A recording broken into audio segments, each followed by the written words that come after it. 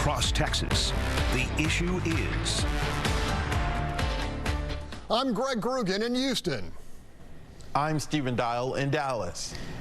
And I'm Rudy Koski in Austin, and this is Texas, the issue is. With the 45th president formally arraigned this week on 37 federal counts, including hiding secret documents, obstruction, and conspiring to prevent the return of classified records to the U.S. government, more than a dozen Republican members of Congress from the Lone Star State have rushed to Donald Trump's defense.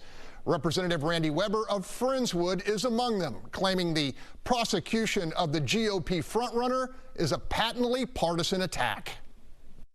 Congressman Weber, you, like the majority of the Republican delegation in Texas, are standing firmly behind the former president despite this indictment and arraignment.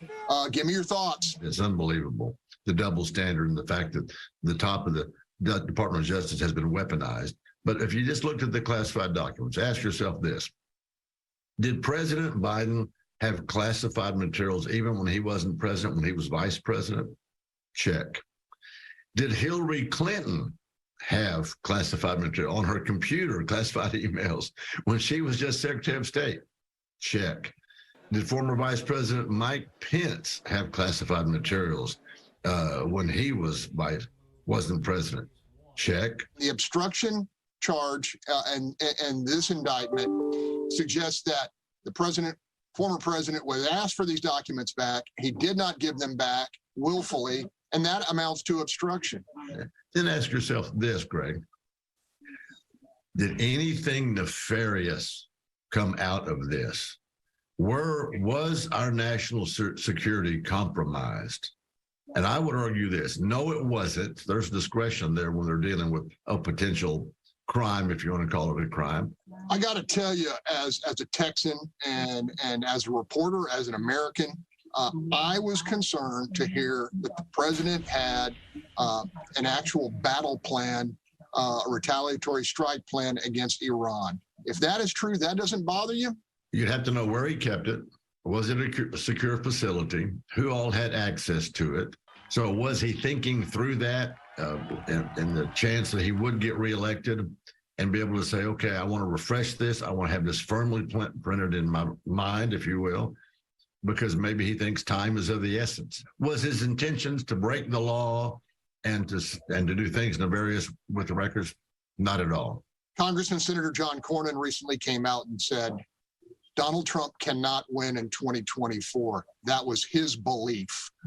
I've always admired your common sense at a very grassroots level. If winning and winning back the White House is key, do you stick with Trump regardless of what the numbers show? Well, he has that background experience in foreign policy. He has the business experience in foreign policy. And not only that, but he's not afraid to confront people. A lot of people said that Ukraine would not have been invaded had Donald Trump been in office. China would not be saber rattling like they've been doing so recently if Trump was in office. Made a lot of people say, you know what? I like the fact that Trump fights back. And so I think the world understands that, and they can't get one over on Donald J. Trump. I don't see anybody in the field that has that kind of chutzpah.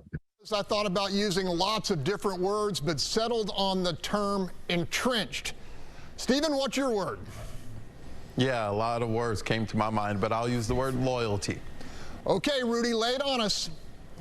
My short word is bully, but I'm going to go with a full throwback and a hyphen, bull moose.